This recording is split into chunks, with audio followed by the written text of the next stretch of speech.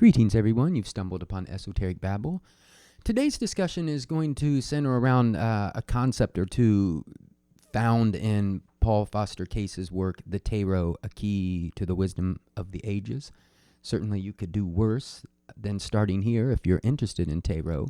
And certainly, actually, this really just concerns the major arcana. But Paul Foster Case mentions, and I'm going to try to find the passage here, when talking about the high priestess, he says that there is, the element of water, and he says this represents the primary root substance, the cosmic mind stuff. And later in the star, which has the water very prominent, he says the pool is the universal consciousness or reservoir of cosmic mind stuff, which is stirred into vibration by the act of meditation. There is a lot that we could take from that. I would also like to mention that in The Hermit, there's a nice passage where he says, if I could read it, every practice in occult training aims at the union of personal consciousness with the cosmic will, which is the causeless cause of all particular manifestation. Now, I just throw that one in there because I think that it gives us a good indication of the overall aim of the endeavor as Paul Foster Case sees it. And I think we, allowing for some, translations or, allowing for the fact that ideas can be differently expressed, though have some similarities, I think that we would probably all agree with that, at least to the extent that our personal concept of self is somewhat illusory and not really the thing that we should be seeking after. So that gives us a framework. But I'm really more interested actually in this notion of cosmic mind stuff and universal consciousness. Because, again, he's talking about, we have a personal consciousness, then there is a universal consciousness. So we can make that distinction. The other distinction is, can we make a distinction between cosmic mind stuff or the root substance and universal consciousness? And I would say that he does. I would say that's exactly why he uses both terms. And if we think that there's an importance in this distinction, I would say that just as our personal consciousness is different from universal consciousness, that this thing called cosmic mind stuff is probably what is giving rise to universal consciousness. In other words, you could sort of see it as one thing giving rise to the other, and not the other way around.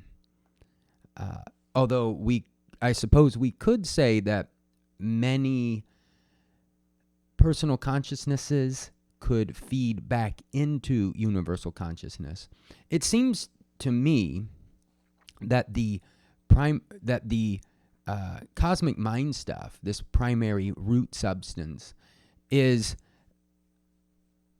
a way of saying that consciousness is an irreducible phenomenon in our universe. And that is, instead of seeing consciousness as something that arises when certain physical, and when I say physical, I'm including matter and energy, when physical conditions arise, or when physical conditions are such that then consciousness arises, this view is dualistic and says that consciousness is its own phenomenon, and it can arise in the same way. I mean, when the physical conditions are such, consciousness arises, but not because of the physical conditions in and of themselves. To me, I would liken it unto a pothole in a road. And say you have rain that maybe it doesn't cover the entire road, but it will fill in the potholes. And I mean, that may not be the greatest image, but the point is that if it does come from the image of water, though, in the Tarot. But the idea is that the water will sort of flow into places that are that can contain it. And I think that's what's happening with our